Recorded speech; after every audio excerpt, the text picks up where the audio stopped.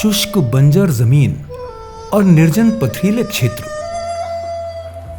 जल, वन और प्राकृतिक संसाधनों का अनियंत्रित दोहन,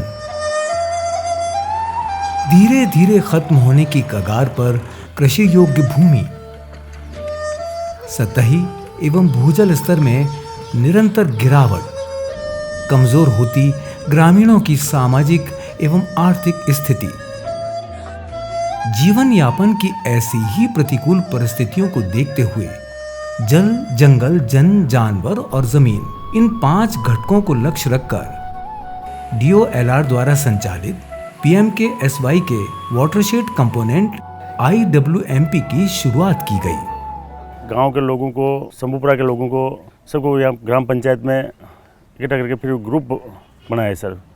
ग्रुप बना के फिर उसमें से उन लोगों ने मुझे निर्विरोध वाटरशेड का अध्यक्ष चुना और अध्यक्ष चुनने के बाद में गांव वालों की सहमति के आधार से एंट्री पॉइंट के लिए हमने शंभूपुरा शमशान में शमशान का कार्य करवाया। पशुओं को पानी पिलाने के लिए पशु खेलियाँ बनाई। गांव की और जो जनता के अनुसार हमने वाटरशेड में काम करवाया। ग्रामीण पशुधन कार्यक्रम से लाभान्वित हो सके, इसके लिए EPA घटक में पशु खेलियां चिन्हित स्थानों पर बनवाई गईं। पशुओं को पीने का साफ पानी तो इससे मिला ही, ग्रामीणों को भी इसके लिए अब भटकना नहीं पड़ता।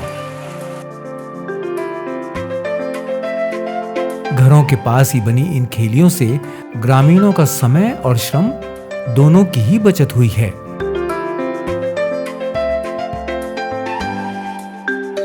कार्यक्रम के NRM घटक के तहत ही आधुनिक जल संरक्षण संरचनाएं बनवाई गई हैं, जिनमें कोजवे भी शामिल है।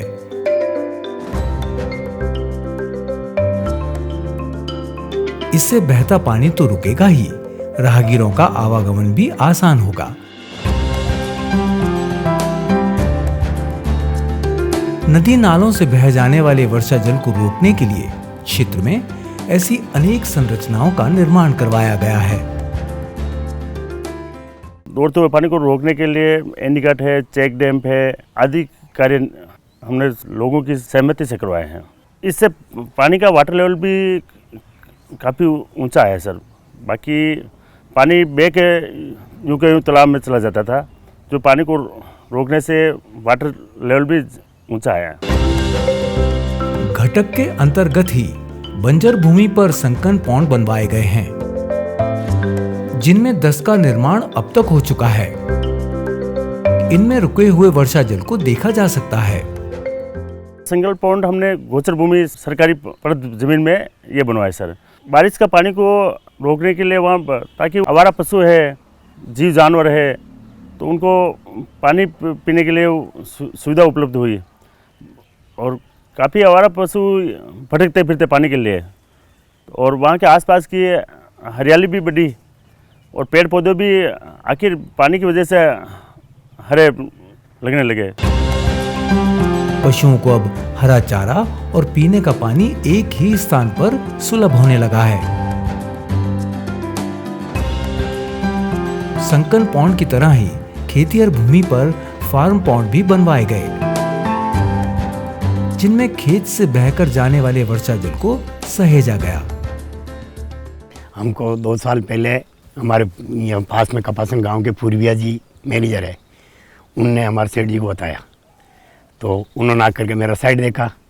साइड देख करके फिर उन्होंने मैंने ज़मीन बताया कि भाई ये ज़मीन इसमें ये फ्री पड़ा हमारा, इस ज़मीन के अंदर आप कुंड बनाता हूँ। तो फिर पूर्विया जी हमारा आए यहाँ पे और ये कुंड बनवाया। बरसात का पानी वैसे ही वेस्टेज चला जाता था, और जब हमारा कुंड खुदने के बाद में पानी सारा हमारा इकट्ठा बरसात का होने लगा यहाँ पे, और हम सिंचाई आराम से खेती करने लगे। कुंड बनाने से पहले हम सिर्फ बरसात के अंदर खेती करते थे, और तालाब अगर पानी भरता तो हम गेहूँ वगैरह ये बोते, बाकी और कोई खेती नहीं होती। कुंड से हमें इस बार हमको मेथी भी बोली हमने, चने की सिंचाई भी कर ली, मेथी की बराबर सिंचाई करी हमने, और बीच में ये रचका बोया हमने मवेशी के लिए, इसकी भी हमने सिंचाई करी इस कुंड से।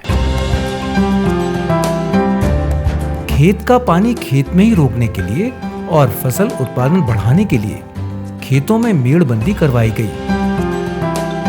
इससे मिट्टी का कटाव रुका, खाद बीज भी एक से दूसरे खेत में बहकर नहीं गया। खेत में नमी बनी तो मिट्टी उपजाऊ भी हुई। फसल के उत्पादन और क्षेत्रफल दोनों में इससे बढ़ोतरी हुई।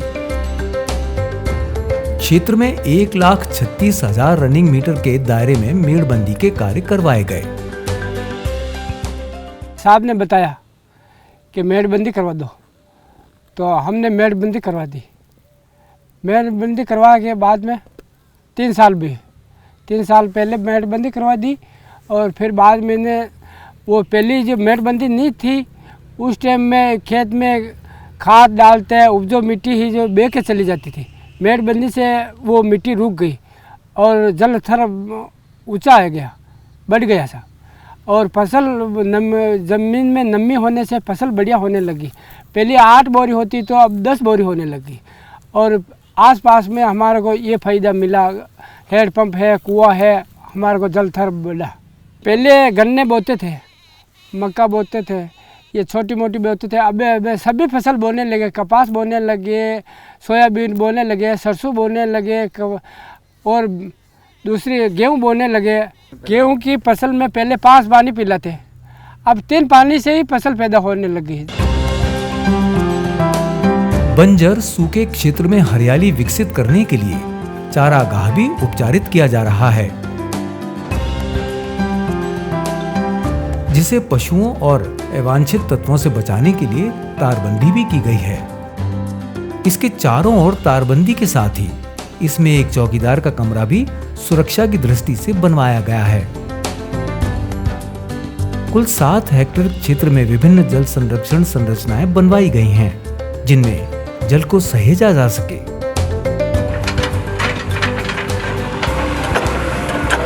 आधुनिक मशीनों के द्वारा विभिन्न किस्म की वानिकी पौधों को लगाया जा रहा है।